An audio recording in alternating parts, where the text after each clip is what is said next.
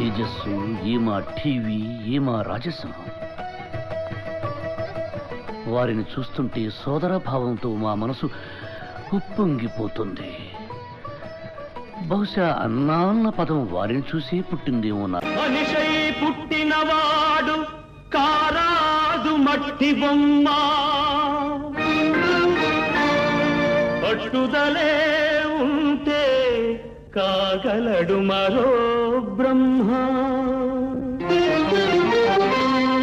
కృషి ఉంటే మనుషులు ఋషులవుతారు, మహాపురుషులవుతారు. తరతరాలకి తరగని వెలుగవుతారు, ఇలా వేడుకులవు